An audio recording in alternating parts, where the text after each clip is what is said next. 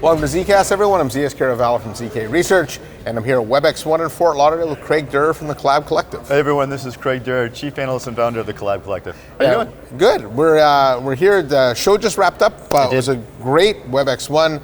There was lots of product innovation, especially on the UC side, which was good to see because I think Cisco's obviously put a lot of effort into the contact center business. They have. And it's good to see that they're also innovating on the unified communication side. I love it, because in the contact center, they really honed in on this idea of customer experience. Yeah. On the UC side, they're embracing the term employee experience. So they're thinking about it from an employer's perspective from a lot of different points of view. Now, they announced a lot of stuff. Yeah. And the thing that got the most applause, and I thought this was kind of funny, was the ceiling mic. I know. And even when we unveiled it was very Apple-like. They had the ceiling mic, come off the screen, and you showed it in the box and things like that. Is that funny?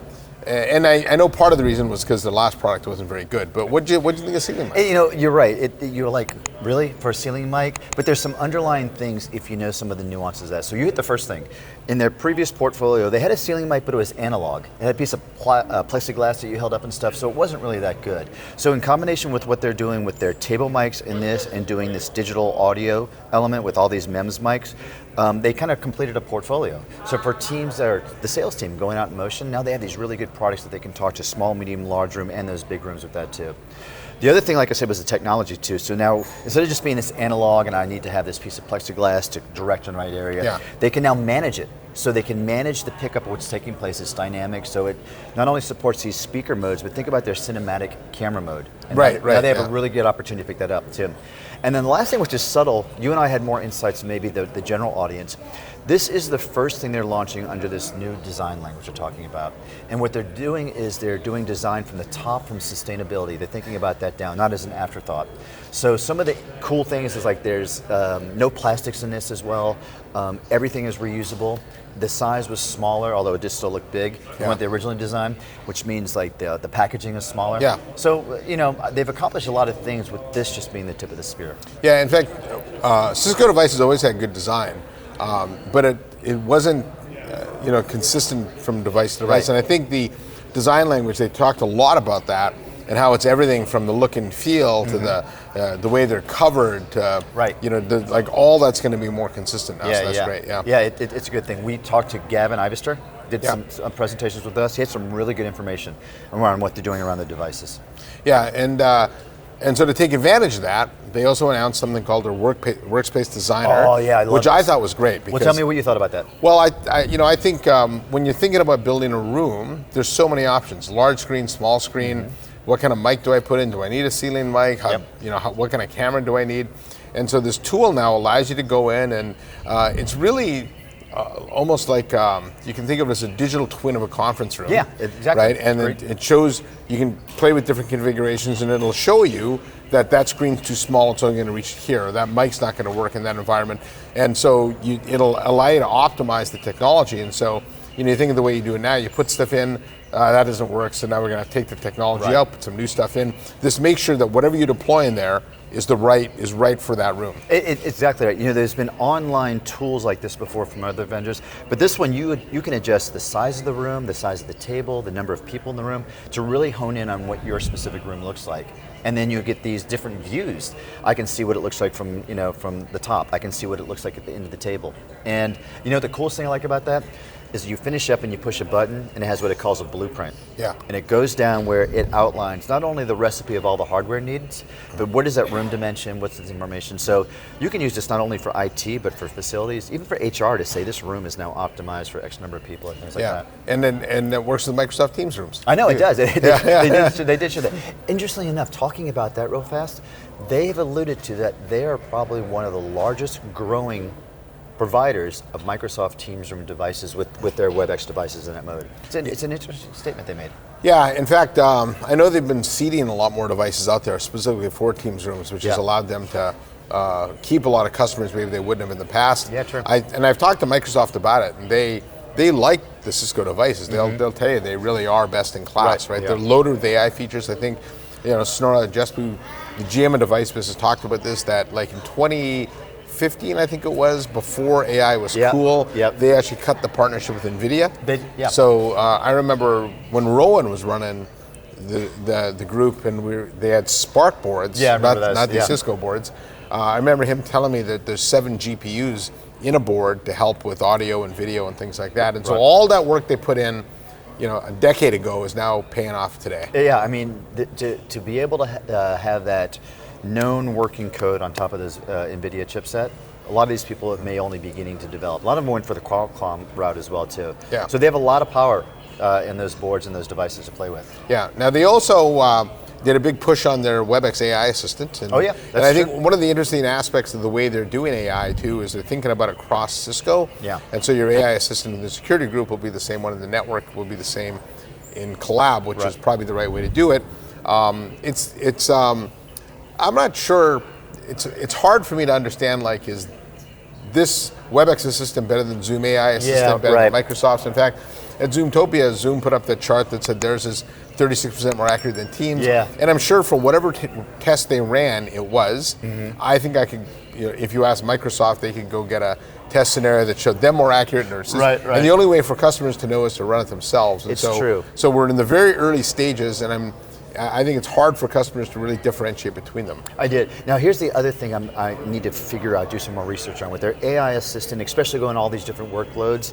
One of those key things from an end user point of view is how persistent is the information I generate, let's say if I'm in a chat, going to be available to me if I'm in a meeting. So this has only been revealed, it hasn't been released as of yet, so I haven't had a chance to play with it. But that's going to be a key element I'm going to look for. What's the persistence of the information generated across all those different workloads? Yeah, I'm curious to see how companies leverage these things too, because I do know even with things like Catch Me Up, you can get to meetings late and it tells you what you missed.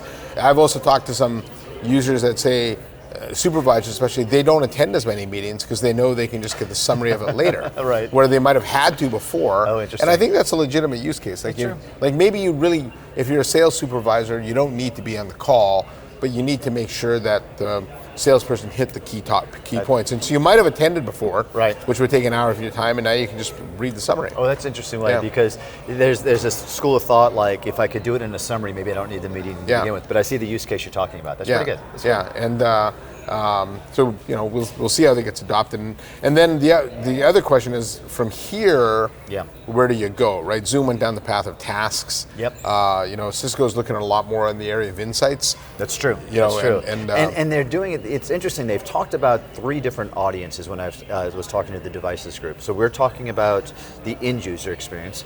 They're doing a lot around the IT administrator. So they showed on stage today something along the lines of insights in terms of those rooms, which other people are doing, but the ability to use an AI assistant to quickly remediate problems, and not only remediate it for one, but across your whole portfolio. And then they're doing actually some stuff on the installer part, a lot of push button opportunity. The ceiling mic, there was a great AI driven demo where they said just pushing this button helps configure and set it up for the room. Very Sonos-like, or those old speakers in the room type. In fact, I think that's an area on the IT side. I think that's an area they really lead the industry. True. Control Hub has been fantastic. I love Control Hub. And in fact, if you talk to Teams customers, managing those MTR devices in Control Hub is actually better than the Microsoft tools. It's true. It goes back to, actually I'm thinking about the first keynote when G2 was on stage, right? One of the values now is he is Chief Product Officer across the company, right? Control Hub is such a powerful entity, and we can see like how Thousand Eyes is being brought into there as well too. I'm curious to see what's going to take place across security, or maybe even networking, if that's going to be pulled in. And is it going to be clean, concise? What's going to take place there? Yeah, so that's something I've been talking to Cisco about for a while, trying to figure out what they're doing there, because and maybe I've been a little overly hard on them. I sort of joke that there's no benefit in being the market leader in single panes of glass, right?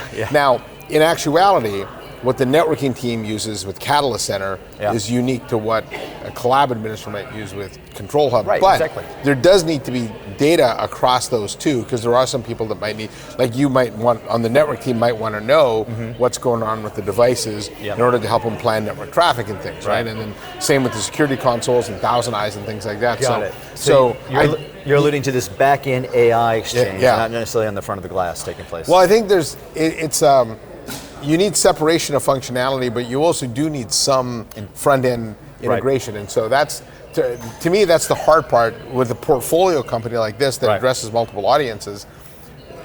you can't bring everything together. There's not one platform to rule them all, right. but you can't have a bunch of different platforms that do their own things. And so and I guess this is part of G2's job. That's why he's getting paid the big bucks to figure out, right? Here, I'm going to close with a question you weren't expecting. 1 year from now, WebEx 2025, what would you like to see in terms of what we're talking about here at an event like this? Well, that's a good question. I guess I'd like to see some more advancements in AI and some good use cases, but also some quantifiable benefits, and for customers to understand when to use what and how, right? And I think part of the problem is there's so many, they say that we're very flexible, you can use this model or this model. Well, I don't know, is Llama better than Meta, better than OpenAI, right? Mm-hmm. And I think Cisco does big really well, maybe better than anybody. And I think they need to help their customers figure out how to bring all these different components of AI together and actually roll it out in a way that's usable by people, but also the benefits are measurable. I actually think the ROI on AI is a temporary thing that we think about. Because I remember early in my career, we used to talk about what's the ROI of being on the internet. Right. Nobody asks that now because it just is, right? Mm-hmm. And I think right now we're asking those questions. I think 10 years from now we won't ask that question. Yeah. But in this, while we're in this deployment phase, they do need to be able to answer that question. I agree with you. I think we are seeing some what appears to be practical use cases in the contact center space, right? And that's applicable. Yeah. And they've got some great features in this ZKast space too. I just want to see how that evolves. Yeah. And what's the next story taking place in terms of these. So, like you said, other competitors out there leaning into summaries and tasks and then going to the next level. So I'm curious where these guys are going to take all these AI features and start creating a holistic story. Yeah. I think it would help too if the industry determined whether, came to some conclusion as to whether we're going to have people in office or not. Right, so that's true. I mean, there was actually, hybrid work was mentioned once or twice here, surprisingly. AI wasn't the entire thing talked about as well. But it looks like more and more companies are pulling employees back. I saw Dell's announcement, all salespeople back in the office, gave you no notice. But the more people back in the office, that's certainly good for the device business, right? It is. I think no matter what, we're in a new way of work, call it modern work. Yeah. There's still some element of distributed work, and so we still have to kind of connect those dots. The good thing for Cisco, I suppose, is that I don't know what the future of work looks like. Okay. It could be everyone remote or everyone in office, and every possible combination in between. Right. And that's what IT has to prepare for. It's that every possible combination in between. Exactly. So you need a lot of flexibility, right? Even when Sonora was talking about their Oslo office, where they had one room that was big that was being used by small groups, they chopped it up into 3. I think that's an area where, as we mature with people in the office, there will be some office redesign. It's interesting, and maybe it's an idea that I would wrap up on.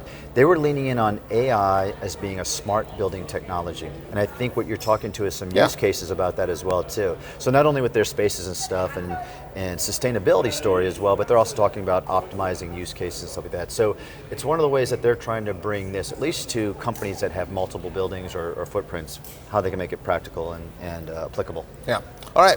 Anything else you want to add? I think we got it all. Yeah, so that's great. So from WebexOne, on behalf of Craig Durr, I'm Zeus Caravallo from ZK Research. Thanks for watching. Hit that subscribe button. I'll see you next time on the next episode of ZKast. It's right down there. Subscribe.